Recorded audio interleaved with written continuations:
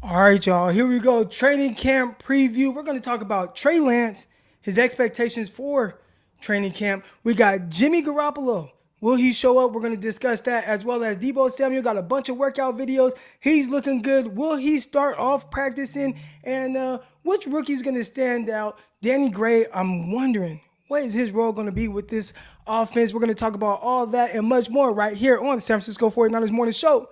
Let's go. Intercepted. It is picked off by Crocker over midfield. He'll run it all the way into the end zone. Touchdown. The Crock Talk TV podcast. Peace.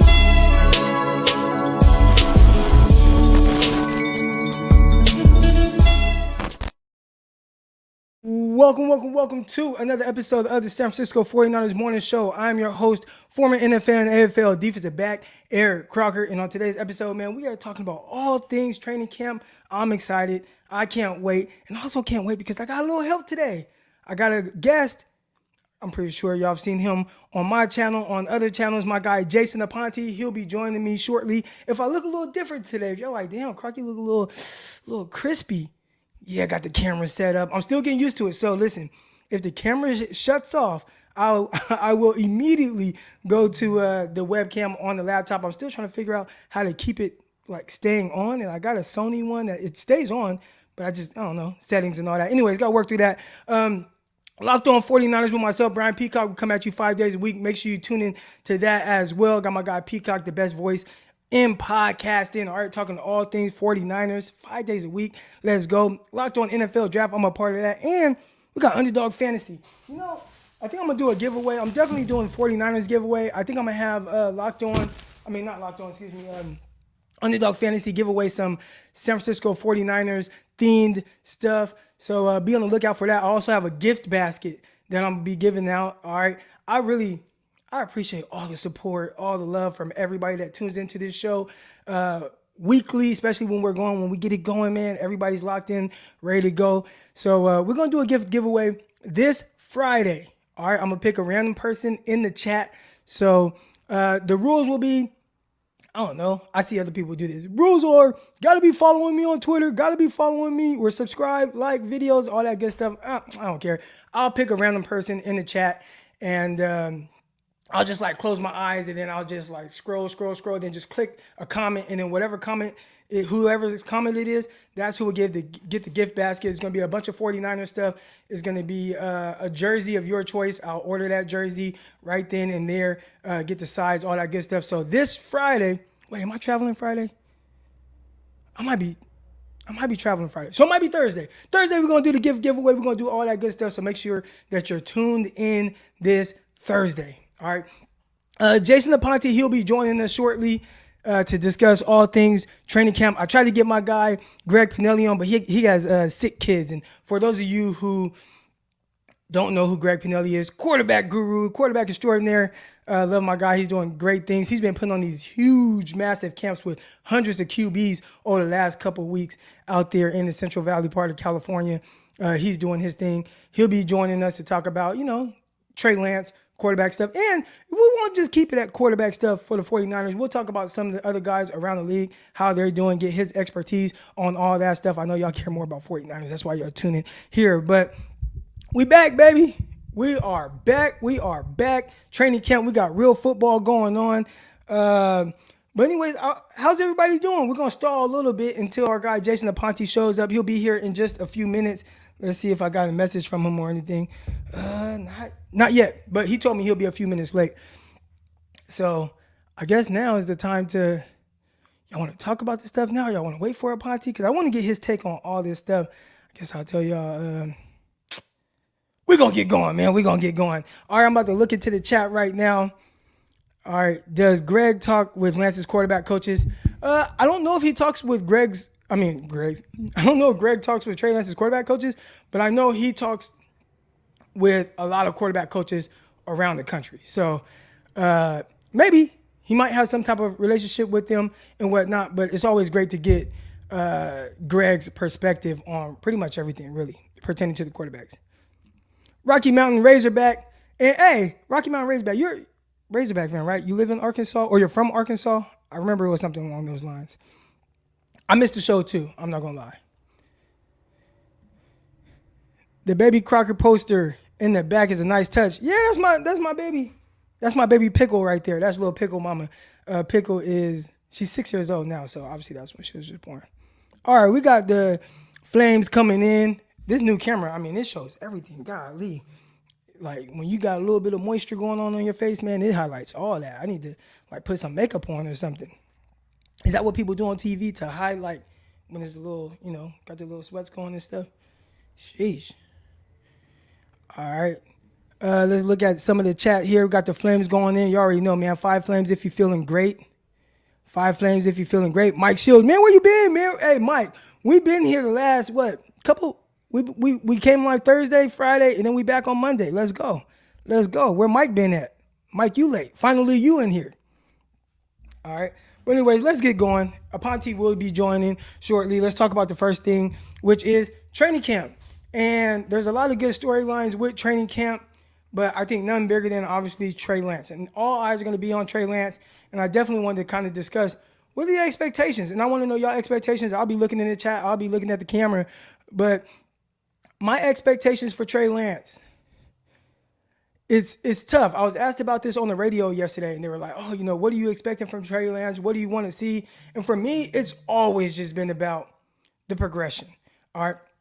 I think some people will have these expectations of players in general, just you got to come in, you got to be balling and all that. And I just don't think that's necessarily realistic. Now, obviously, you want to hear him lighten it up like we did last year, right? Last year, training camp, a lot of people forget this.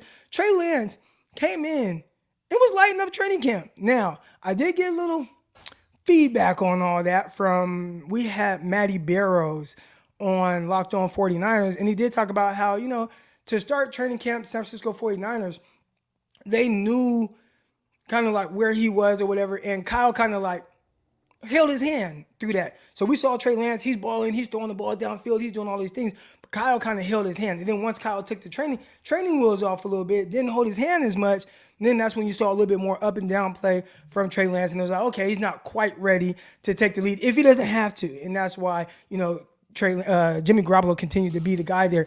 But I guess for a moment there were some thoughts where it's like, man, Trey Lance is lighting it up. Should we start him? But once they took the training wheels off, it's like, okay, he's not quite ready just yet. So I want to see, does he come in? Okay, is he lighting it up? Great, whatever. But does he get better from day to day? And to me, that's the biggest thing. I would assume that most of y'all in any walks of life, anything that you're doing, there's always like this adjustment period. And then just getting comfortable with certain things and learning from your mistakes. And I don't know about y'all, but I know for me, for sure, everything that I do, I just learn from a mistake. Okay, dang, I did this way. Okay, dang, I got to switch it up. Damn, I got to do this. I got to do that. So you got to continue to improve on, or not make the same mistakes, right? And that's one thing that coaches hate. Make different mistakes, especially when I was coaching. It's like, dude, I just told you this yesterday. Dude, I just told you this the day before. Stop making the same mistake. So that's one thing I'll be paying attention to Trey Lance. Is he making the same mistakes every day? I don't mind the mistakes. Hell, first day he goes out there and he throws a few picks trying to do certain things. Does he correct that? And if he does, then that's what I'm looking for. And then I want to just see that daily improvement. Okay, first day, man, he threw 3 picks. Okay, second day, can he throw 2 or 1 or none, right? And then just see that progression. What kind of throws is he trying? Is he being a little too safe, or is he really pushing the ball down the field? There was an interception that Jimmy Garoppolo threw last year in training camp, and people it was like he tried to throw a deep ball, and he underthrew, I would think it was like Deebo Samuel, and it got picked off by a safety. And my thing is, and I remember saying this, at least he threw the ball down the field. At least he attempted to pass, because that was one thing that we didn't really see from Jimmy Garoppolo, or we haven't, right? A lot of stuff has been timing, rhythm, over the middle, the field kind of shrunken. But then it's like, okay, there's him pushing the ball down the field, and okay, whatever. He threw an interception, but I at least like that he's trying. And practice is the time to fix a lot of those things. But here we go. Got my guy joining me now, Jason Aponte. Good morning. You see, I put the little up here, so we got Jason's at right here. I don't think you really need an introduction. I think everyone in 49er fan base, they know exactly who Jason Aponte is. So, man, Jason, how you doing this morning, bro?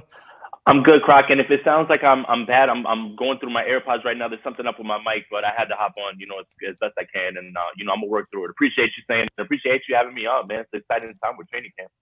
Oh yeah, man. Listen, if anyone knows about technical difficulties when it comes to podcasting, streaming, all that stuff, it's definitely me. And everyone in this chat knows that I've been going through different things. Hell, I just touched on, I'm using a new camera. I got the DSLR camera and it's all set up, the little Sony.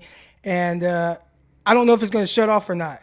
So we're going to see if it does end up shutting off, then I'm just going to go to my actual regular webcam. But I got to figure this out. I got to work through the kinks and understand what I can and can't do with this camera. Just like the 49ers are going to try to figure out what they can and cannot do with Trey Lance. So I was talking about Trey Lance training camp expectations. What are some of your expectations for Trey Lance starting off? What do you want to see or hear from the 49ers and what's coming out of there from the beat reporters from not just day one, but I'd say the first week of training camp practice? Well, I don't want to hear anything about arm fatigue. I'll tell you that. That's the one thing I definitely don't want to hear anything about, which, I don't know where that came from. It doesn't really make too much sense. But for me, what I want to see. Okay, hold on. I got to stop you there. The arm fatigue does make a little sense because last week I was out there and I have, athletes that I work with and I'm throwing balls, I'm throwing passes, and I threw passes 2 days in a row. The next thing I know, the third day, I'm like, this shoulder's a little tight. It's a little tired. And I'm like, but Croc, is this arm fatigue? He's a 22-year-old kid, man. I mean, okay. That kid, when you're 22, man, and this is a long time for me, man. I used to be able to run around, do whatever, and then not even feel anything. Now, if I get out of bed the wrong way, I'm gonna be sore for a few days. So, that's just me being old, though. No, in terms of Trey Lance, I think we all know the arm, the leg, we get all that, the deep downfield stuff. I think the intermediate stuff is what you want to see in terms of how Kyle wants him to operate in the offense, talking about, the intermediate timing throws, those type of things that you want to see. Maybe he'll dial that back a little bit since that was playing more to Jimmy Garoppolo's strengths. And we do know that that's what Kyle really wants to run.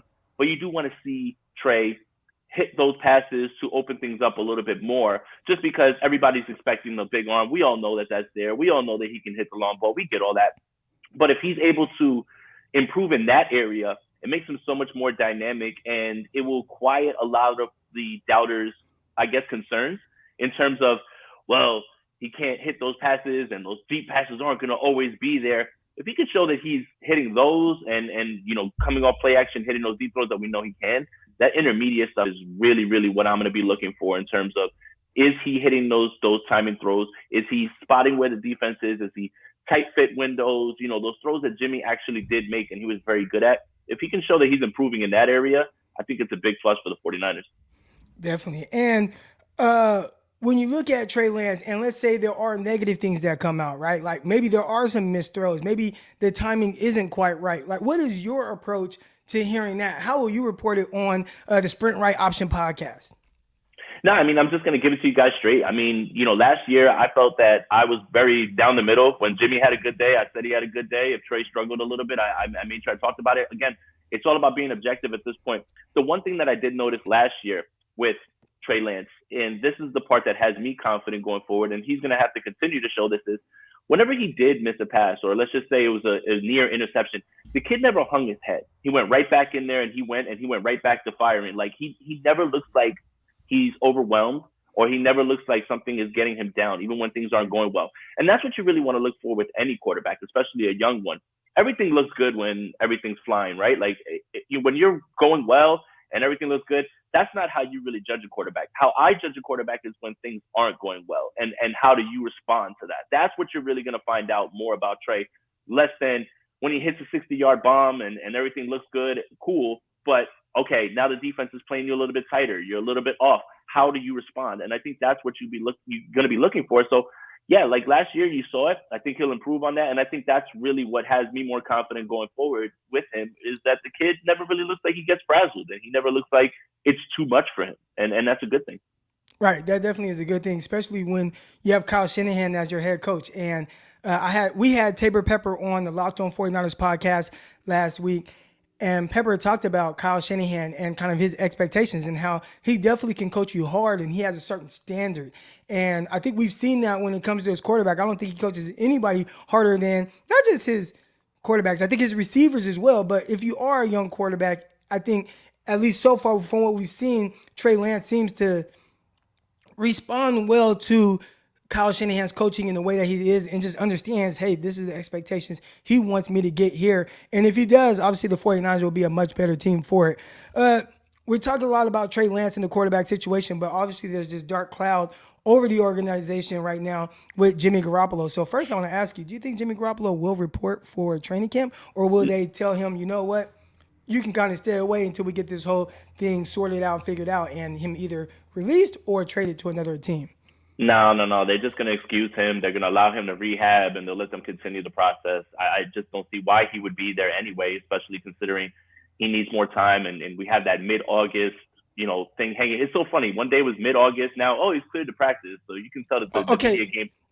Yes. So clearly you don't watch San Francisco 49ers morning show. I touched on that a little bit last week, and I think it was Friday. But my takeaway from that, or maybe it was Thursday. But anyways, my takeaway from that was more of the reports. If you look at the wording, one guy says that he's cleared to practice. Another guy said that he won't be fully cleared until mid-August. So the difference is if I'm cleared to practice, I'm on the field, I'm throwing, I might do 7-on-7. I'm definitely maybe doing some individual drill type stuff. But if we're talking about full go, I'm probably not clear for that, right? So you won't expect to see him in team 11-on-11 with guys flying around and him having to make quick decisions and throw the ball. But, routes on the air, individual drills. I think those are things that you might see him in, maybe even one-on-ones, but it won't be to full capacity. So I think that's the difference between being cleared to practice and it's like, hey, I'm out there, I'm on the field, I'm able to do things, and then being fully cleared to where, hey, I'm game ready and I can actually play in the preseason game.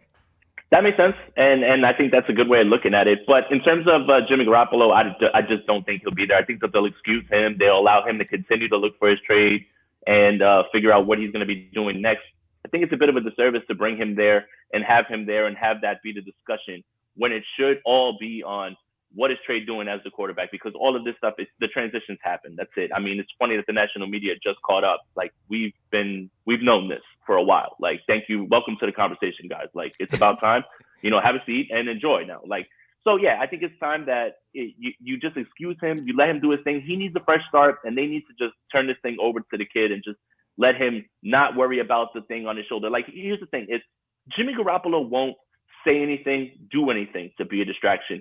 But that doesn't necessarily mean that he does to be a distraction. What I mean by that is, if you allow him to linger around in the background, if you allow him to sit around in the background, you allow him to just be there, then the conversation grows. And let's just say Trey has a day where, hey, it doesn't look so good. Oh, well, I don't know if they're ready. Like you have to remove him from the situation so there is no chatter around the kid. And it's pretty funny. I don't know if anybody ever watched the Joe Montana documentary. Joe Montana didn't do anything in the years 91, 92 when he was injured, right? Like, he didn't do anything, say anything in the public. But George Seifert excused Joe Montana and told him to get away from the building because it was a distraction having him there because of the locker room. Wow. So, yeah. So now that's not saying that Joe Montana was doing anything wrong. It's just the human element. Guys are going to feel certain ways towards their guy, right? And then him being there, you're just allowing the chatter to talk. So you're allowing the chatter to grow, in my opinion. I can definitely see that. And it's not just the chatter maybe amongst guys in the locker room, but the media and the questioning to guys in the locker room, right? You have Deebo, or I don't want to say Deebo Samuel because we'll see, and we'll talk about him coming up next. But let's say Trent Williams, he's up at the podium, just finished practice. He's like, okay, yeah, I just had a good practice. I'm doing good. He wants to talk about, what's kind of going on. And then the first question is going to be, Trey Lance threw a pick today in practice.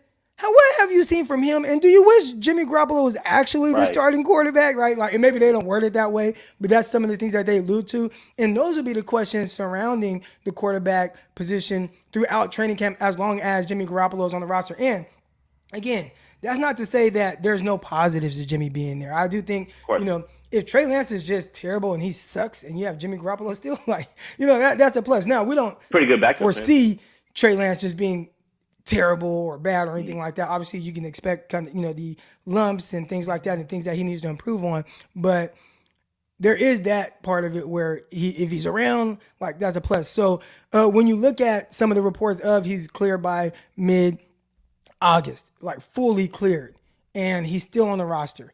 And what pros do you see from a situation like that, whether it's for the 49ers or for another team, right? Like, let's say, and we remember, everybody remembers when Teddy Bridgewater tore everything in his knee, and all of a sudden the Vikings had to make kind of a panic move, and they traded for Sam Bradford. They get a first-round pick.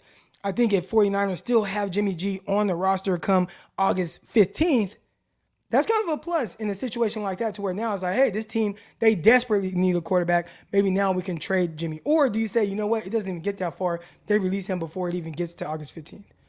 I think that they're just going to slow play for the same reason that you just brought up, right? Like, training camp is starting all over the league, right? And there's certain guys that have fringe starters or guys that they want to evaluate. And let's just say, forget an injury. Let's just say they're a few days into training camp and they're looking at their starter like, like, we're in trouble. Like, he's not grasping the playbook, or he's got a lot of issues still, right? But the injury is always the last thing that could happen, right? So I think that the 49ers are going to slow play this as long as they can, because they do seem very intent on getting something for Jimmy, right? The thing is we don't cut good players and we don't cut quarterbacks. Some teams don't have one quarterback. We have two, 3 quarterbacks. You've heard Kyle Shanahan say that type of thing. I believe him when he says that. I do. And I do believe them when they say it's in the budget. Now, again, I wouldn't want to do that going into the season. And again, they don't have to make a decision on cutting him until it's week 1. But I don't think that they're just going to move away from him without fully trying to see what other teams feel, how their situations change during training camp. Hey, maybe this isn't our guy. Maybe we can go get Jimmy, those type of things. And I think that they're fully intent on slow playing this as long as they can to see whatever value that is they can get, because I think they're just super intent on that. I think this is a good one here from our guy Aaron, and I actually heard this take kind of on the Haberman and Middlecoff podcast as well. If Jimmy wants to show up to force the issue, the Niners can't stop him from showing up. And that was one thing where, I heard Guy Haberman or John Middlecoff, one of those guys, brought it up, and they were like, well, what if Jimmy's agent is like, no, you're going to show up, to kind of make things a little uncomfortable for the 49ers, where it's like, hey, we want you to stay away. And he's like, nope, I'm showing up. Will that force the 49ers' hand in the sense of either, all right, we're going to be assholes right back and we just won't give you any reps, or it's like, we can't really have this. Everybody likes Jimmy. We don't want it to look bad or us doing him bad at all, so we're just going to go ahead and release him right now. Do you see something like that kind of happening?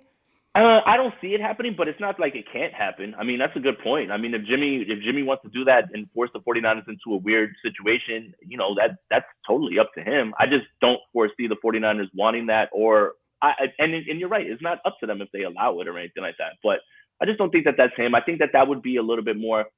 It would look weird because Jimmy never really says the wrong thing, does the wrong thing in the public eye, anything like that. Like, that would be a shift in his behavior, if you understand what I mean. Like, right. He's always good in press conferences. He always says the right thing. He's a good teammate, all of those things. And then this would be like a shift to like a guy that we don't really know. Like, Jimmy's not like that. Like, no matter what we say about him on the field, can't say anything about him in that locker room, off the field, anything like that. So it would just be a little bit of a shift in behavior that I can't foresee. All right, so a guy that we have been hearing, a little bit more of the kind of negative stuff, and there's been this whole talk surrounding this guy all offseason, Deebo Samuel. There are reports that he is in the Bay Area right now. I saw him flying into San Francisco, and there were a lot of people like, oh, he's in San Francisco. What does that mean? I'm like, well, I don't know how much that means for the 49ers, because if you're reporting or if you're about to be around the facility in Santa Clara, you fly into San Jose, not San Francisco. Now, he's training out there. He's doing some things. I heard he was, some signings or whatever. I don't dive too deep into all those things. But how do you see this Deebo Samuel situation kind of playing out? Do you think, like they get this done, or are you expecting this to kind of drag out? But even then, even if they drag it out, he has to report for camp because of the way the CBA is structured now. Well, yeah, sources yesterday were telling me that he was in San Jose catching passes, and you could see that on social media. Also, he was listening to that new Future album, and he was listening to Jeezy. So hold on. So when you think of because Future, his last album is called "I Never Liked You." I Never Liked You. So what did you take away from him listening to that Future? It depends. The song that he was listening to was the first song, the song right after the intro. I'm That. that song is hard. And that, to me, if he's listening to that song, is very confident. Oh, well, listen, I like, and this is no lie, I start my day with that song every day. Great song. Like, since the album came out, yep, and that was number 2, and I'm like, wow, like me, I'm that nigga. Oh, yeah. I was listening to that I listen to it every day. Like, that's how I start my day. I wake up, and I suggest y'all do it too. Even, I mean, you don't got to be like, I'm that nigga. Like, you don't got to be like that, but it'll definitely make you feel some type of way. Like when you know, when kind of the hook kicks in. So make sure y'all listen to that. He's feeling confident. That's basically it just wakes you up, just gets you in that mood. Like, I used to wake up and sometimes I listen to like some gospel music, might listen to a little R&B, because you don't want to start off like, getting ready to shoot everything up or anything. But when I listen to that, it's like, okay, let's go get this workout in. Like, let's go turn up. You feel me? So make sure y'all listen to that. But anyways, go ahead. Right. No, so yeah, that's a good sign if it's making him feel confident. No, yeah, I think he'll be at camp. I think that the 49ers are going to work him out and just say, hey, listen, just work off on the side. We understand your concerns. We don't want to push you too far. Just come to camp. No fines, and we'll continue to negotiate in good faith. I think they get this thing done, man, but like sooner than later. I mean, they have no real rush. I mean, when you look at Fred Warner, when they got their deals, things like that, it was in August. So yeah, I mean, I have no reason to think that this won't get done. And yeah, he's going to be at camp. He'll just be working off to the side. And I think that that's smart for the 49ers to do that, because you don't want to, risk injury. And that's what Deebo is here trying to get money for, and trying to take care of his family, and, trying to guard against injury. And that makes a lot of sense. So I do think that it definitely does get done. He'll be there. He'll just be working off into the side. And then once he's signed, that's it. All systems go, and everything's all good.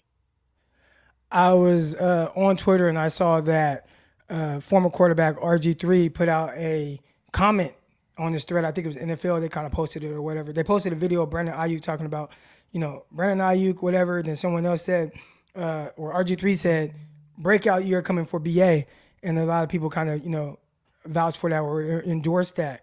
Do you see a breakout season for Brandon Aiyuk? And what does a breakout season look like when you do have Deebo Samuel, assuming he signs and gets everything done, which I expect that to happen, and you also have George Kittle as well, who's going to take up some targets? Man, my hot take of the season, and I haven't even been to camp yet, is that Brandon Aiyuk leads his team in every single receiving category: catches, yards, touchdowns this year. I do see a big breakout season for him. I think that's kind of a hot take, right? It is a very hot take, very hot take. And yeah, I'm definitely on record saying that. I've said it a few times. When you look at the rapport that he had, when you look at the few games that he had with Trey Lance, you can see it. You can see what they want to do. And Aiyuk is the deep threat, right? He is. And the, reception perception is a great tool by Matt Harmon. I implore you guys to go check that out. It's the best $9.99 I spent every year. His route chart is he's winning. He's winning on corner routes, on posts, and deep.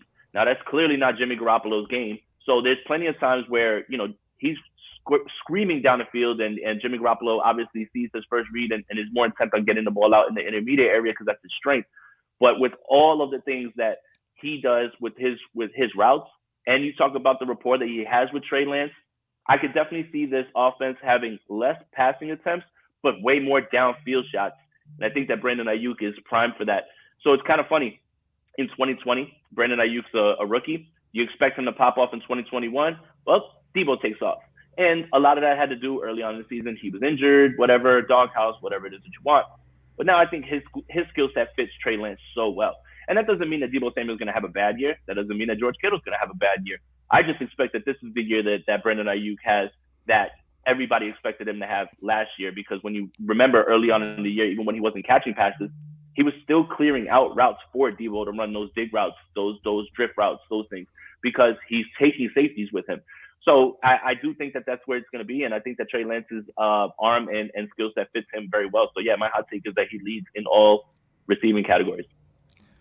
All right, so right here we got my guy, Niner by Nature, 88, and he says, y'all sleeping on the McLeod. And that kind of leads me to my next conversation or topic with rookie Danny Gray, right? So if you look at the 49ers receiver room right now, you have obviously Deebo Samuel. You have Brandon Aiyuk. You have Jawan Jennings, who he's pretty much, is he locked in at the wide receiver 3 spot? And then they signed Ray McLeod, where they gave him like $2.7 million guaranteed. So he's going to be on the roster and he's going to be contributing. And I remember Kyle Shanahan saying, we signed Ray McLeod because we liked what he did as a receiver. And then they're like, oh, by the way, he's also a return man. So a lot of people, I think, when they saw this signing, it's like, oh, 49ers got their return guy. Kyle Shanahan's thinking, no, I got a receiver on the field. And then they go out and they draft Danny Gray. So there's a potential there where, okay, maybe those are the 5 guys that suit up, and we'll see who else kind of makes it from there. I might have my money on Keyshawn Johnson. But your 5 receivers right there, Deebo, Aiyuk, Juwan Jennings, McLeod, and Danny Gray. So with Danny Gray maybe potentially being that 5th guy, what do you expect out of him, or what do you want to see just in training camp, right? And from the regular season, we'll get there when we get there, but at least training camp, there are some things I want to see from Danny Gray, and I wasn't as high on him. And you know me, like I give my analysis where guys are, and you will never hear me say, never, this is all a player will ever be, right? Mm-hmm. But watching him, there were definitely clear areas where I felt like, you know what, I think Danny Gray can improve on these things. And if he does, then we're talking about a very dangerous receiver, but I don't think he's quite where a lot of 49er fans think he is right now, and that's why he was like the last pick in the 3rd round. I thought for a guy that runs a 4.3, I didn't think he consistently threatened cornerbacks with the threat of his speed. I agree. And what I mean by that is and again, some of this that I see, I look at how the cornerback guards him, and I could feel that, right? You know, I played the position for a long time, and I'm looking, and I'm like, man, they're not bailing. They're not bailing at all, and they're not bailing on their technique at all. So a lot of things with cornerbacks, right? You're at the line of scrimmage, and you know you're playing press against a receiver, and when they go off the line, you'll see a lot of guys when it's like, man, this guy runs 4.3, I got to get up out of there. So you kind of open up and you start to build on your technique a little bit to overcompensate playing against somebody that has a lot of speed. Well, you didn't quite see that. So that right there was them telling me, well, he doesn't play to whatever speed everybody thinks he has. And then when you're watching how they're getting in phase with him, reading him down, I saw some guys playing what I call dick to hip, and that basically means like lower hip. So that eliminates more comebacks, curls, slants, and that makes it a little bit more harder to really beat if you are a receiver. And guys, good corners, right? And when I say good corners, I mean he's not playing in the SEC, so we're just saying cornerbacks with a lot of confidence that he's playing against like, you know, Houston and some of those guys. But they weren't in any type of rush to get out of there, and it was very clear where he's kind of, I don't want to use the word one-trick pony, but run after catch is solid. If he can free up, Kyle Shanahan's like, you know what, this is how I plan on using him. Crossing routes against zone, maybe a post route or go route and clear outs. I could see a scenario where he comes in and wins right away, but this is a guy who training camp, I want to see like, can you use the threat of your speed to get cornerbacks to open up and come back underneath and things like that? What do you see from Danny Gray? What are your expectations from him if he is indeed maybe the 4th or 5th receiver? Yeah, I think you hit the nail on the head. And I think a lot of people talk about game speed and just speed, right? Because you just hear like, oh, he runs this, but do you play that fast, right? And there's guys who run slower that play faster, right? Like there is something to that for sure. And yeah, I did notice a little bit of that as well too, is you have to be able to develop your route tree. You have to be able to threaten cornerbacks in different ways, right? Like you can't just have that. And then for some, like you said, for somebody as fast, they're not just trying to get back on him or anything like that. Again, he's got to adjust to the game. He's got to adjust to NFL corners who are going to be the best that you're ever going to face. And can you beat press? Can you threaten them in different ways? Can you add that to that arsenal? Also, he's got to clean up the drops. I mean, like he dropped one pass, I believe, in OTAs on the first day, even though he had the best catch of the day. You got to clean up the drops. I mean, that's one thing that for some reason, even Deebo Samuel, George Kittle, they kind of struggle with drops a little bit, you know, like I don't know what it is, but like Gray needs to work on that as well too. So what I want to see from him is I want to see consistent performance against top tier guys. Like I want to see you go up against Charvarius Ward. I want to see you go up against Emmanuel Mosley, you know, maybe Jason Verrett if he's cleared. I want to see how you win against those guys. Charvarius Ward has been high in every metric, so it's going to be a very good test for him. But I want to see if he can continue to build and learn the route tree, be better that way. And if you're talking about what I expect from him during the season, and Juwan Jennings, I think it's just going to be situational. I mean, Juwan Jennings, I believe, had this absurd number of, I think it's like 65% of his catches were for either first down or a touchdown or something like that. So essentially, he took over the Kendrick Bourne role of like clutch guy. When you need something, you need it on third down. That's what he is. So I think situationally, you'll see him in the red zone. I don't think you'll see Gray as much in the red zone, and that makes a lot of sense because Juwan Jennings is bigger. But if it's a 3rd and 15, 3rd and 18, you might see Gray on the field because you want to threaten down the field. I don't think that Juwan Jennings can do that. But the same way that it's like 33, 34, 37, you probably won't see Gray there. You'll probably see Juwan Jennings because of how well he did in that role last year. So it'll be a mix of them, and I think it'll be situational more than anything how you see those guys used. We got a comment right here from our guy, official BNA Music 88, and he says, is Gray at least better than Pettis as a rookie? And here's my thing with Dante Pettis. First, let's talk about just kind of his rookie stats. He's a guy that played in 12 games. He had 45 targets, 27 catches, which is solid. Almost 500 yards receiving, over 17 yards per reception, and 5 touchdowns. He actually had a pretty good rookie year for a guy who missed 4 games dealing with, I think he got hurt on like a punt return or whatever with his knee. And one thing about Pettis, and I try to tell people this, they didn't get the evaluation of him wrong in the sense of what he was capable of doing. Like when you talk about his releases off the line, really settling verticals, run after catch ability, being able to be a deep threat, like he did all those things well. It's just along the way they kind of realized he likes cats, which is he kind didn't of have that dog in him. He didn't have that dog in him. There's nothing wrong with liking cats, but he was a different kind of cat, right? No pun intended. So I think that was one thing, and especially with Kyle Shanahan, if you don't got that dog in you, you'll find yourself in his doghouse or cat house. This is all working for me. No, this is all working for me, Crock. Yeah. So. And I think that's kind of been his issue and really being able to latch on in the NFL, just that other thing that you kind of need. So as far as Danny Gray, I think Dante Pettis is or was the better prospect coming out of college. More polished receiver, I would say that. More polished, more polished for sure.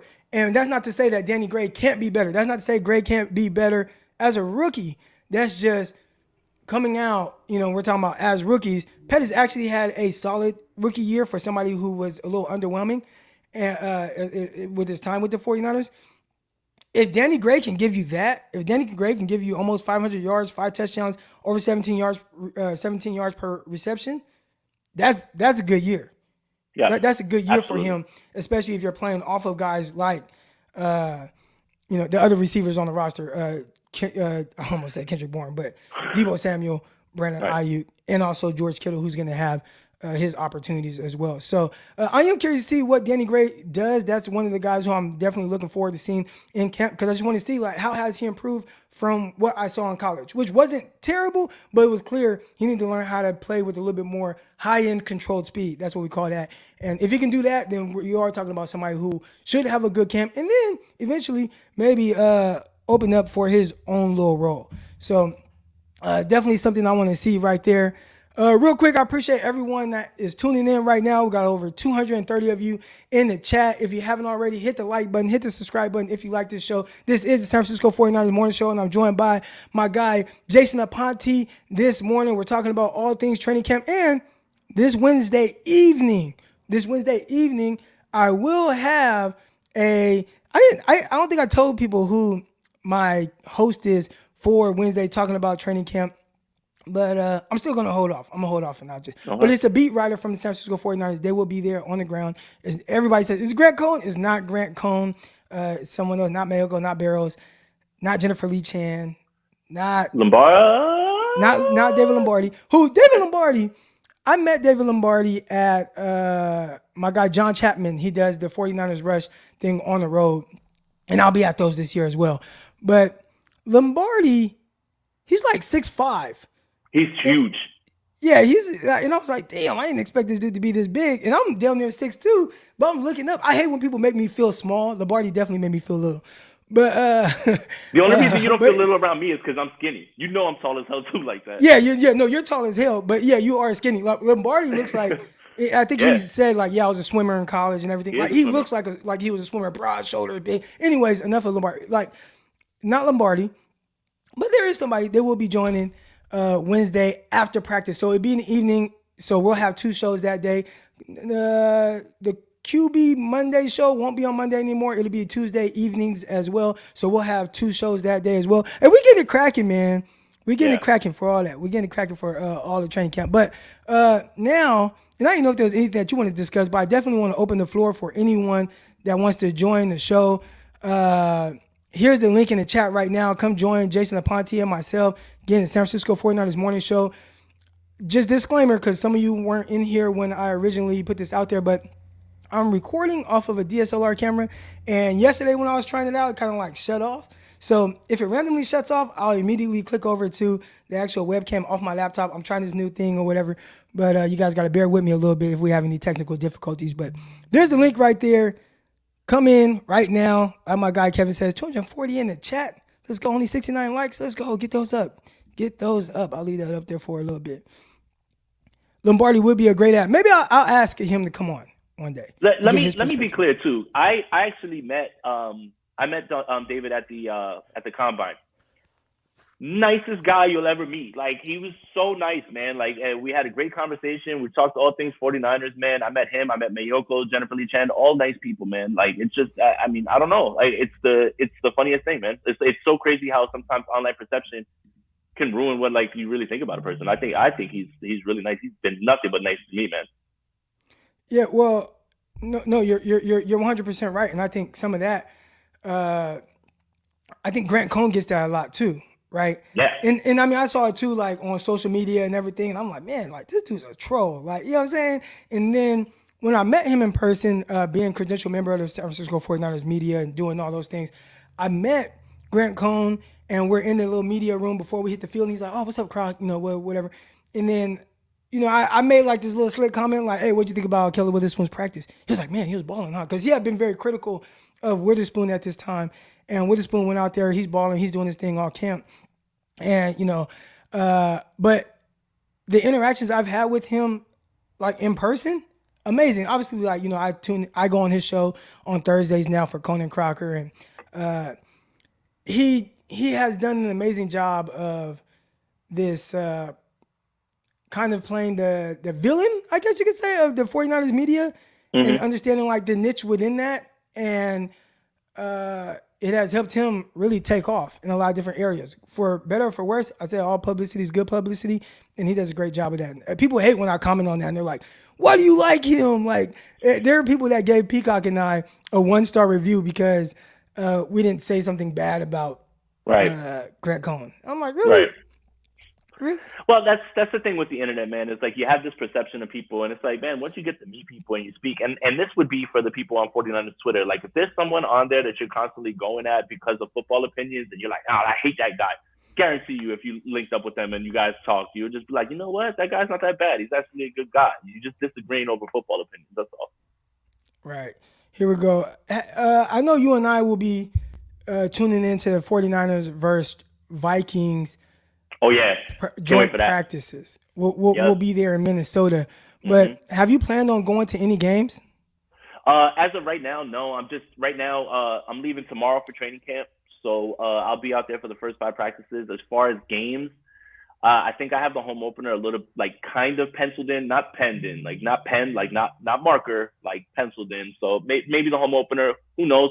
I just find that my content kind of suffers a little bit when I'm at the game, because I can do the post game and everything, and I feel like I'm a little bit more in tune, right? You know, when I'm out there at the game, I'm having a good time, meeting people, you know, getting a few drinks and stuff. So, like, I feel like sometimes my content suffers a little bit, and I'm not as consistent while I'm out there at the game. So, I mean, that's the only thing that I'm really thinking about. But yeah, I think the home opener, I might be out there for that, especially if Jimmy Garoppolo starts with Seattle. Yeah, those things are. I just caught that. What you just say? I like to do that at the end. Yeah. All right, here we go, man. We got my guy Medic Mike coming on this morning. Medic Mike, good morning. How you doing, bro? I miss you. Man, it's good to be back, man. It's good to see y'all. What's up, Jason? What's up, Crock? What's up, bro? Man, yeah, it's good to have the morning show back, man. It's good. It's good. As far as some of my offseason takes, I do agree that Aiyuk, I think, is going to have a big year. One of the things we know about young quarterbacks is that safety valve. That safety valve is important to them, and you'll see a lot of times when they get in trouble or, you know, stuff starts to speed up or break down, they start to revert back to who they're comfortable with. Every time I see Trey, you see Aiyuk right there. Who's he throwing the ball to? It's Aiyuk, who even in the 2 games he started, I think Aiyuk went for 90 and like almost 100 yards the other game. So, I mean, even in just those 2 starts, Aiyuk seemed to be his comfort blanket. So I think that take is spot on. I think he's going to have a big time year. Danny Gray's an interesting one, man. Talking about that high-end controlled speed, he can fly. Once he gets the ball, or if he doesn't have to think, if he just goes, he goes.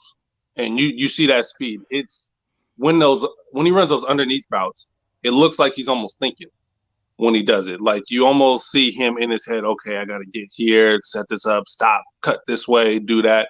And I think if he can get that out, get basically less thinking, simplify his game, that's when you're going to really see that growth come into play.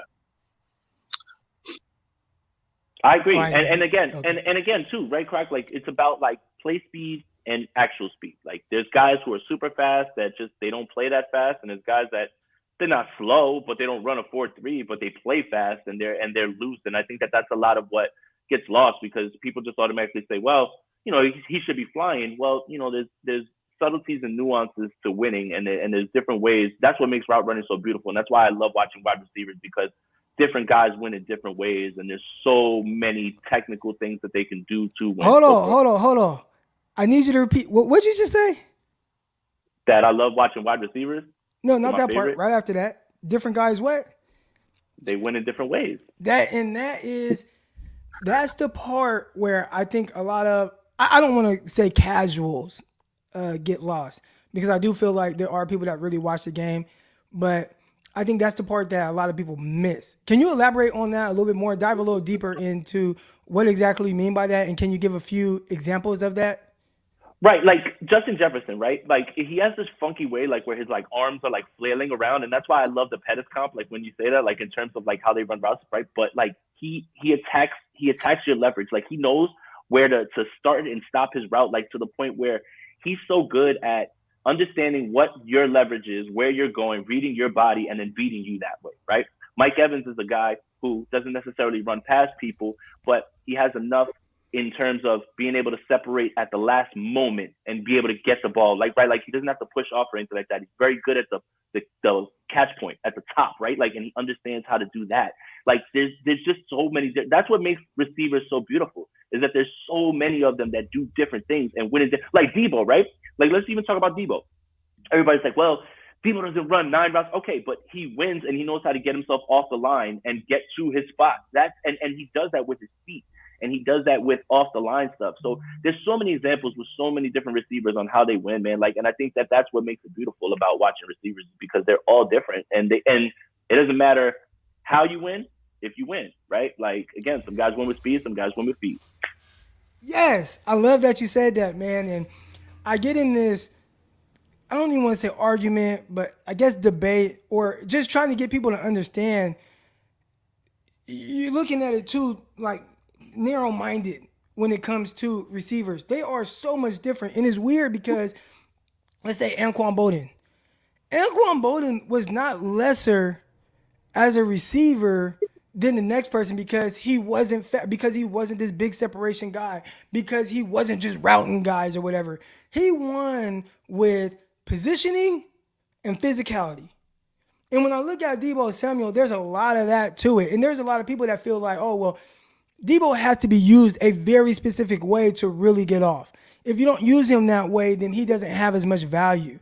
And I'm like, what do you mean by that? Like, how does Deebo Samuel win as a receiver? A guy that had 1,400 yards. How did he win? Screen route or screen pass, slant, over route, crosser. I could be way off here, but I'd assume every organization, every offense has that in their offensive plays. Everyone has screen passes. Everyone has slants. Everyone has digs, overs. And he wins at those at an extremely high level, but for some reason, and he wins with positioning. Maybe he's not the Justin Jefferson of route running. And you know what? He doesn't have to be. It doesn't matter. He's still a guy that can, as you showed, put up 1,400 yards. So I know this is something that I'm probably going to continue to go to because I hear it so often, and there's just this narrative around Deebo Samuel that he needs something very specific. Again, it probably does help to have Kyle Shanahan, but I don't think that he'd just go to another organization and couldn't put up 1,200 yards. Mm-hmm. All right? And so that's just one thing. But anyways, Medic Mike, I want to know, and again, haven't talked to you in a while, so we've talked a lot about the cornerback position, you and I. So where are you at with the signings of the 49ers, who they have, Travarius Ward, Emmanuel Mosley? Obviously, it sounds like maybe Hufanga or Greg Odom at the strong safety position and Jimmy Ward. How do you feel about the 49ers defensive backfield heading into the season, Medic Mike? Wait, hold up, Crock. Greg Oden? Oh, my bad. Man, we're in trouble, man. Did I say Greg Odom? My bad. Odom, man. Hey, Greg Odom, first of all, Greg Odom come out of college, like, you know what I'm saying? Yeah, He was special. He looked like Hopefully Odom has better knees than Greg Odom. Yeah, no kidding. You know me, I was always a defender of our secondary. I thought it was always an overblown talking point that, our secondary needs to get better and this, that, and the other. When we were third in yards, and I believe our defense overall was ninth in points, third in passing yards, to be specific. So I thought it was an overblown point from the start, especially when you consider losing Verrett week 1. Having Norman and Kirkpatrick come in, dudes who weren't even on our roster to start the season, dudes who we didn't plan on playing. And so I personally like where we're at the end of the season, and I honestly think we're in a better spot now. I do think losing Tart might hurt in the beginning more than people realize, because he was a solid player. Yes, he had the dropped interception. Yes, that hurt. But he made a lot of tackles in the backfield. He was very consistent. Jimmy Ward has been that, for a while now. But now you got E-Man and you got Travarius Ward on the outside. I thought only Jalen Ramsey was the only corner in the division that was better than Mosley. And then you bring in Travarius Ward to start opposite him. I think now you're looking at a very strong area as far as the corner position.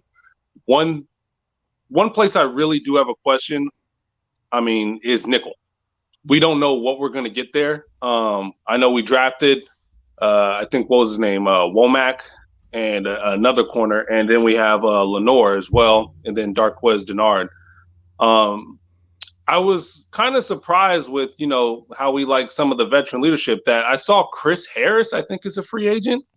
Yeah. And I put that out there as well, because I was listening to him talk on Sirius Radio.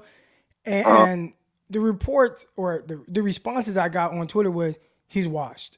So again, I don't know. And I obviously I evaluate a lot of prospects coming out of college. I don't evaluate a ton of NFL guys. So once guys get to the NFL, I'll see them from more of a casual perspective. And unless it's the 49ers, and 49ers I can go a little bit more in depth. But if they're not guys that I watch every single week, it's hard for me to truly know exactly how well somebody's playing. But I did see a lot of people, even Charger fans, say, Chris Harris, he's washed. He's not the same. Okay. Because that's really where I have a big question mark at. I think it's just kind of more of a lack of experience, unless they plan on putting Ambry Thomas on the outside and sliding Mosley on the end at the nickel spot when they go to a nickel or dime. But I liked our secondary last year. I personally think it's maybe slightly better on the outside, not as good at the safety spot. So I think there's some give and take there, but I always thought we were good. And I think a lot of it hinges also on the pass rush. If you have a dynamic pass rush, let's say Kinlaw can stay healthy, and he actually produces or something like that, then our secondary is going to look even better. So there's a lot of interplay there, but as a solo unit, I think I would give them slightly better than last year. Right. And I see my guy right here, Rocky Mountain Razorback. He says, our secondary was bad last season. D-line kept yards and points in check. And our secondary was not bad last season. They had, okay, in general, when you look at most teams typically have some areas where they're not as strong as others. And you hope that your coaching staff and you hope that other areas can rise to the occasion to kind of help that certain area. So I would say when you have to start guys out there like Ambry Thomas, who's a rookie and he has ups and downs, Diamador Lenore, Josh Norman, you don't expect them to be lights out. You just hope that they can limit a lot of the bleeding. And I thought the 49ers, whether it was the D-line, whether it was the coaching, and other guys in the back end that are good, I think they did a really good job of really coming together and playing good as a collective unit. Does that make sense?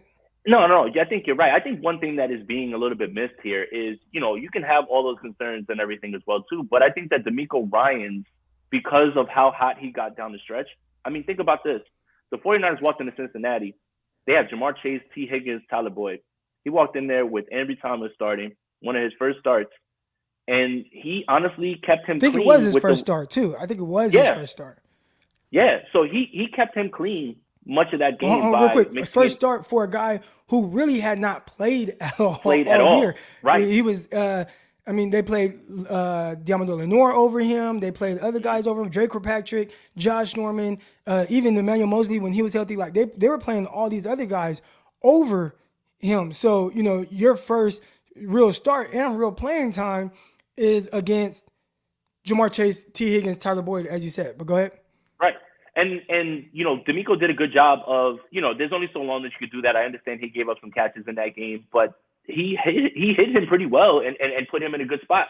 And then as he got better down the stretch, DeMeco Ryans, I want to point to the Green Bay game. Literally in the fourth quarter of that game, you need to stop. And Dante Johnson's guarding Devontae Adams with Hufanga over the top.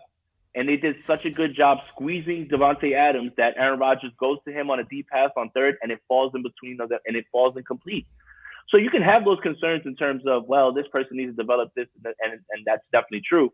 But I think that DeMeco Ryans got so good at putting everybody in the right position and making sure that nobody was hung out to dry.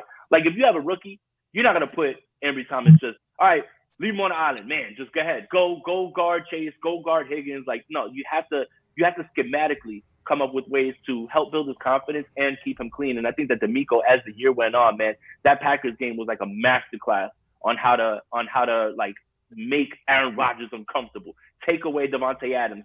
He was getting so confused with who they were shading over towards Adams. So, like, if Aaron Rodgers is having a tough time, and that report that they have with Devontae Adams, if he's having a tough time looking and understanding what you're doing an amazing job. And I think that the one thing is you can have all those concerns with the secondary, and I do definitely think it's improved over last year, especially when you consider Ward and Mosley. But I think that DeMeco Ryans, who's not going to be here next year, he'll be a head coach. I think that he's going to be the reason that if there is a person who's struggling, he's going to find a way to put him in a spot where he's not going to be left out to dry, if that makes sense. Right. No, that definitely does. So, shoot, Mike, man, I mean, unless you have another take real quick, I'll get you off of here. But, man, I appreciate you coming on. You got another take or anything? I just want to address that bad secondary, that works my nerves. Like, why?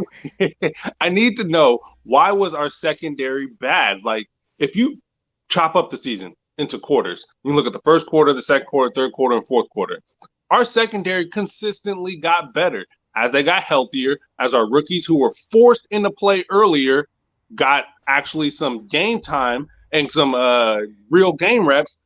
We got better. Mike, let me touch on that too. As you talk about some of these guys playing early, Diamador Lenore had to start the season. Week 2, Diamador Lenore had to start. A guy who just come out of Oregon. I want to say they probably wanted to play him more than nickel, but he was forced to kind of play outside, right? And then his first real action comes because, well, there's no Emmanuel Mosley, who's your starting corner, and then there's no Jason Verrett after he gets hurt in the Lions game week 1. So week 2, you go out there and you have goddamn Diamador Lenore starting and Josh Norman against the Eagles. And there were a couple plays where obviously Diamador Lenore would like to have back, and he was beaten, and it's like, okay, you got to learn from it. Then he started the next week against the Packers, I believe it was, and he had some rookie lumps. And he didn't start that game. Matter of fact, he didn't start that game because Mosley came back, and then Josh Norman started. Well, Norman went out with some kind of chest injury or something like that. Now he was in on the last drive, Lenore. You got to start you got to play your rookie, Diamador Lenore, and he was just off a couple of feet. And Aaron Rodgers made him pay 2 times in like big moments, right? Like one, he was supposed to be 2-man trail, and he ended up playing over the top with Hufanga directly over the top of him. So, you see situations like that, and it is tough for your young guys, but they're learning lessons. And also, I mean, learning lessons from the coaching staff too to understand where this guy is in his development. Eventually, they start to kind of go away from Diamador Lenore. So a lot of it, especially early in the season, there's a lot of figuring things out, and there's a lot of getting guys ready, especially for a late push. So, but when you talk about, Mike, when you talk about kind of where they were early on and having to improve and trying to, all those things. I think a lot of that goes into what some of the people were seeing. And even then, I still feel like they did well with limiting a lot of things that opposing offenses were doing yardage wise.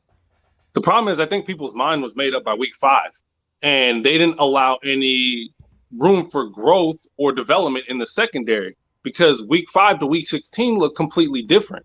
And so I think they saw, by week 5 where the secondary was at, and then that got stuck in people's mind and it became a talking point the rest of the season, regardless of what happened in the secondary, which is why we ended in 3rd overall in air yards given up, which is why we were 9th in points. Like, the D-line has a little bit to do with that, but they also improved later on in the season. So, I mean, when I think that narrative just got stuck early on in the season, and for some reason people couldn't shake it. Like, our secondary was good. By the last game when Ambry Thomas picked off that deep ball to Odell Beckham to send us to the playoffs, our secondary was really good. And I think a lot of it, too, is just the expectations of a secondary without looking at teams around the league and what their secondaries are doing. I think a lot of people focus so much on the 49ers, or a lot of 49er fans, as they should, right? 49ers fans, it's on me to really kind of deliver it and bring in some context to what's going on. But I think for a lot of 49er fans, they watch the 49ers without watching other teams and not realizing that, hey, the 49ers are holding pretty much damn near every quarterback to less than their yards that they average throughout the season. So it's like, it's not as bad as y'all think. Not saying it can't improve. Not saying it can't be better. Not saying you can't get better play on the outside, but it wasn't to the extent of a lot of, like, even the comments that we're getting in the chat right now, which is, oh, they were terrible. They were so poor. And it's like, well, if they were terrible and they were poor, what's the rest of the league going through? Like, what are these they must be absolutely dog poop, all right?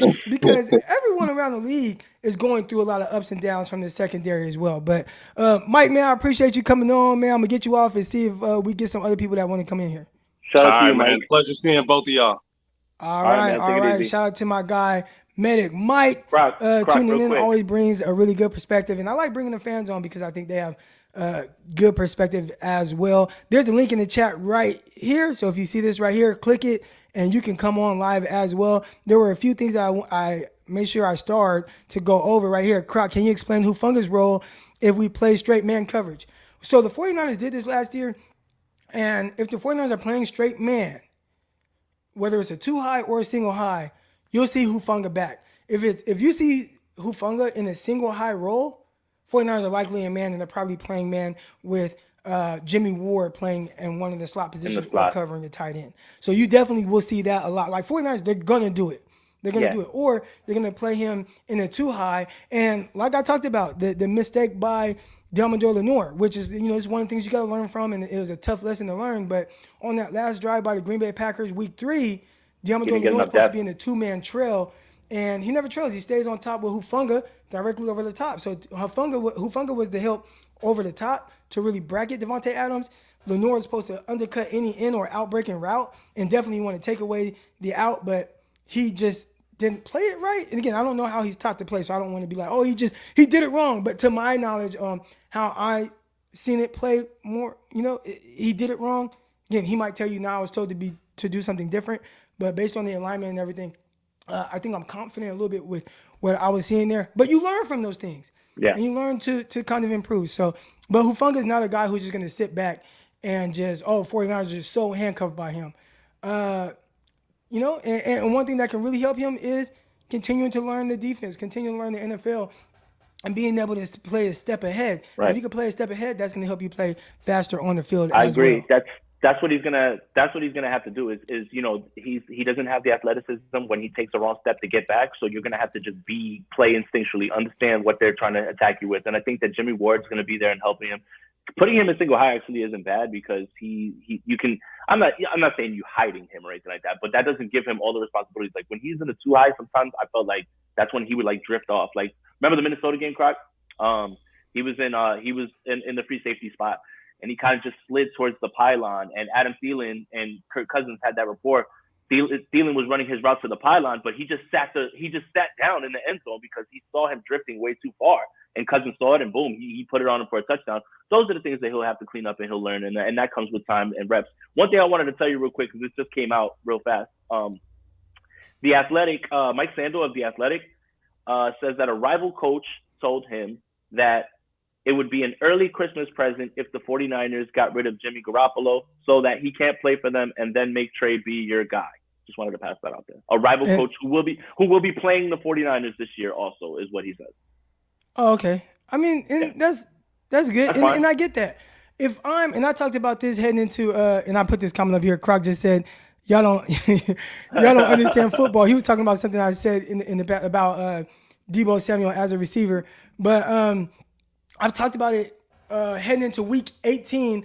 49ers taking on the Los Angeles Rams. And a lot of people are like, oh, man, you got to go with Trey Lance. You got to go with Trey Lance. And my pushback was, and you can go back and listen to this, I'm pretty sure on the morning show we talked about it. If I'm an opposing team, I want you to play Trey Lance over Jimmy Garoppolo, even if Jimmy Garoppolo is a little banged up or whatever. And my stance on it was, if Jimmy Garoppolo can throw a football, if he can throw and he can be solid, if we can get him through this game, if he take a shot, whatever the case is with his thumb and his shoulder, everything he has going on, I'm going with him over the rookie. And I got a lot of pushback on that. And I've seen a lot of pushback throughout this offseason on that about, oh, well, Trey Lance couldn't play over injured Jimmy Garoppolo. Like, he must be trash, whatever. And it's like, no, I don't want to put a rookie in a situation where my season is on the line and I have to depend on this guy who hasn't seen a lot of things from a defense, who is still kind of looking and trying to figure things out, who a team is going to be able to really disguise things and throw the whole table, plate, everything, whole playbook at this young guy and make him make quick decisions. If he's not ready for that, which, again, most rookies just aren't. Most rookies aren't. I need to go with my guy who I, at the very least, know, even with his limitations, even if he has an injured thumb, I know a little bit more of what I'm getting from him. So my thoughts were, if Jimmy could throw a football, I'm going with him. And as much as people talk, oh, he was injured, he was hurt. Was he hurt at the end of that Rams game when he was slicing them up and throwing good passes? Because it looked like he was fine to me. Again, that's being tough. That's being able to play through pain. That's being able to play through injuries. But I felt like, I'm going with Jimmy Garoppolo. So I say all that to say, kind of bring it full circle. If I am an opposing team, if I am someone from a different staff or a rival or whatever, yes, I would prefer you go with Trey Lance because there's a lot of unknown. And if I'm a defensive coordinator, I'm like, hey, we finna get after this rookie. I'm finna throw everything at this rookie. We're going to do things to this rookie that he's not prepared for. And it's on Kyle Shanahan to be able to counter that and put his young quarterback in advantage type situations to where it's like, hey, we can limit some of the things where he's seeing and we're going to simplify things for him until we can build on that, right? As opposed to Jimmy Garoppolo, who teams know, hell, 49ers are tough with him because although he's not great, although he doesn't play above the X's and O's, although we know he's going to be kind of a sitting duck, he makes enough throws in situations to keep the 49ers in game, and then Kyle Shanahan and some of his playmakers do the rest. And that makes the 49ers a very tough out when Jimmy Garoppolo plays a full season. So I get it from a rival coach where it's like, hey, if I would rather play against Trey Lance than Jimmy. Now, The tough thing is, will they be saying that same thing heading into Trey Lance's third year, heading into Trey Lance's fourth year, right?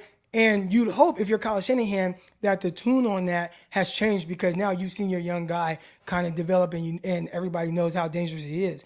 And I'd assume that that's some of the same conversations surrounding guys like Josh Allen early on, who was erratic. Again, when Trey Lance was getting ready for the Houston Texans, I went back and watched some Josh Allen from his rookie year just to kind of see what it looked like, right? You hear the comparisons, you hear about Josh Allen and some of his accuracy issues he had early on. I remember seeing it. I remember seeing it come out of college.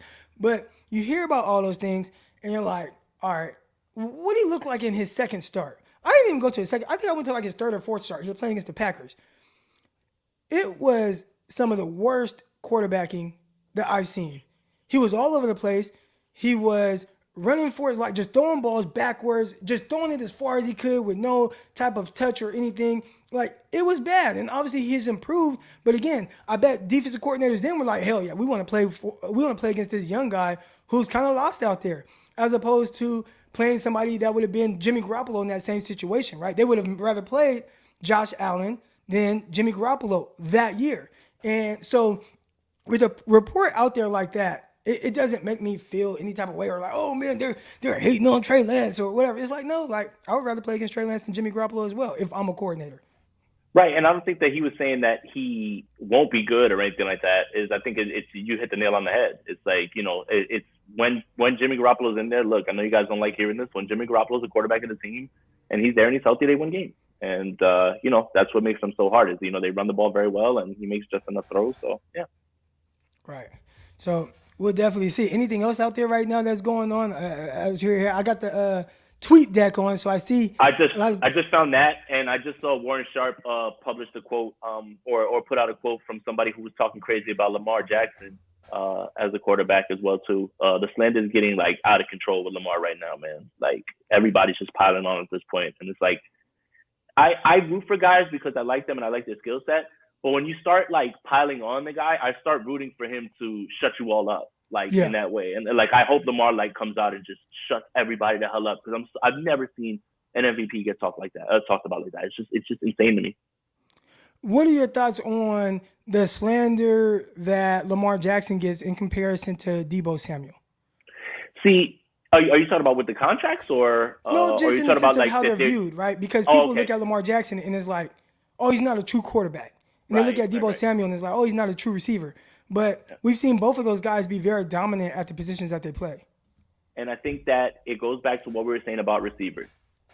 Some people win one way, some people win other ways. Some people win from the pocket.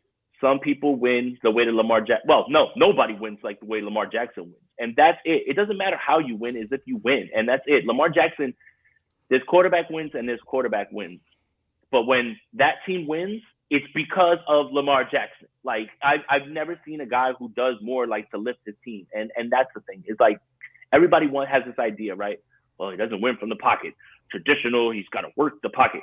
Yeah, there's plenty of guys who are good in the pocket that don't win games. Give me the guy who's going to win the game. Whether that's with his legs or whether that's with throwing, I don't care. And I think people get too hung up on, well, you have to throw from the pocket with accuracy and move in the pocket. Who gives a shit, man? Just win the damn game. If you win with your legs and if you're scoring touchdowns and if you are a menace to defensive coordinators, trust me, when a defensive coordinator has to play the Baltimore Ravens, that man is up all night, not sleeping, trying to figure out how you slow down this dominant athlete. I don't care about what it looks like from the pocket. What happens at the end of the game and how did you win the game is all that matters. That's true. That's true. And real quick, I want to kind of put this on Instagram because I told people, I was like, by Monday, we're going to have over 300 people back in here. So y'all see it, man. We got over 300 people in here. We got the live chat going up. Got my guy Jason Aponte on here. Shout out to everybody that tunes in to the San Francisco 49ers morning show. Also, I had a comment here from my guy Dynamic Dave, and he says, Crocky, you need to come to Atlanta. It's going to be fire. I'm finna be in Atlanta. I'm finna be in Denver for the game. Most 49er road games, I'll be there. And I hope that I can do some 49ers kind of Q&A before the game in the tailgating, go around, talk to fans, things like that. See if we can get it sponsored by Underdog Fantasy, get some of those things going, do some giveaways at the games, all that. I want to make it some kind of fun tailgating thing. But I'll be at most of the road games this year. So shout out to my guy, Dynamic Dave. I'll be there. Okay, I definitely want to. That Atlanta game is so tempting because, one, that stadium is beautiful, and two, that's my excuse to go to Atlanta and party. But what I was going to say is, too, like this week coming up, like while I'm out there or whatever, I'm going to tap in with you so we could like maybe link up and do some shows and stuff like that and talk about like what I saw and stuff like that. So gonna be around a lot of good people, too, that like do content, too. So keep your phone open and everything. I know you're busy and everything as well too, but like, and then, man, that Minnesota trip, man, I can't wait. I can't wait to watch Justin Jefferson against these corners, man. Like I'm absolutely jacked for that, man. I can't wait. All right, and then here we go. Last one for you, Aponte. He said Crock, but I'm going to ask you first. Your thoughts on sweeping the Rams again? I wouldn't bet on it. you could see, that first game, the Monday Night Football game, I felt like that was like dominance. That was pure dominance. Then, obviously week 18 was what it was. It didn't look good for a while. And then, obviously the NFC Championship played out that way. It's really hard to beat a team 3 times. I mean, I understand. Here's the thing is a lot of those wins that happened were with Jared Goff. And I don't think that you can necessarily expect that same sort of thing, especially with Matthew Stafford. Like, those games are always going to be close. If they do sweep them again, good. But here's the thing. And I'll ask you and everybody out there. You always want to sweep your division rivals. But if a genie came down or came out the bottle and was like, look, you're going to lose 2 games to the Seattle Seahawks, but you're going to go win the Super Bowl. Or you're going to lose 4 games, 2 to the Seahawks, 2 to the Rams, but you're going to win the Super Bowl. You trade that immediately. So I think that as long as whenever it is that you play them again in the playoffs, you obviously have to win. But I think that, it's cool to knock off your division rivals, but ask a Rams fan how they feel. Oh, we've been getting swept. Yeah, well, they won when it mattered, and they went to the Super Bowl. So I would trade those 6 losses if it meant I was going to get a Super Bowl in that way. Right, and I just think realistically, the Rams are a really good team. They are. They're coached up very well. They have a really good quarterback. You'll never hear me. I feel like it's a little disrespectful to be like, oh, we're just going to sweep them because we always just beat them. Like, no, like that's a good team. They're coached well. Maybe Kyle Shanahan has McVay's number, but predicting a sweep isn't something I would do when it comes to playing the Rams. I would just hedge my bet and just say a split. If they sweep, cool, but I think that they'll both split just because they're so close. So, right. All right, Aponte, man, I appreciate you coming on, big dog. We gotta do this again next week. Yes, sir. Yeah, I leave tomorrow for camp, so there's practice Wednesday, Thursday, Friday they're off, Saturday is practice, Sunday they're off, Monday, and then I leave Tuesday. So whatever day if you want, I'll get up and I'll make it happen for you. All right, appreciate you, big dog. Thanks for coming on. All right, bro. You know the vibes. Oh, wait, real quick. Tell everybody that what you got going on. Oh, yeah.